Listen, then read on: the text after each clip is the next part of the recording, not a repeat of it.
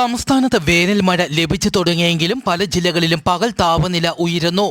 കഴിഞ്ഞ 24 മണിക്കൂറിൽ രേഖപ്പെടുത്തിയ ഉയർന്ന അൾട്രാ വയലറ്റ് സൂചിക കൊല്ലം ജില്ലയിലെ കൊട്ടാരക്കരയിലും പത്തനംതിട്ട ജില്ലയിലെ കോന്നി, ഇടുക്കി ജില്ലയിലെ മൂന്നാർ, മലപ്പുറം ജില്ലയിലെ പൊന്നാനി എന്നിവിടങ്ങളിൽ ഓറഞ്ച് അലർട്ടും, കോട്ടയം ജില്ലയിലെ ചങ്ങനാശ്ശേരി, ആലപ്പുഴ ജില്ലയിലെ ചെങ്ങന്നൂർ, പാലക്കാട് ജില്ലയിലെ തൃത്താല എന്നിവിടങ്ങളിൽ യെല്ലോ അലർട്ടും പ്രഖ്യാപിച്ചു.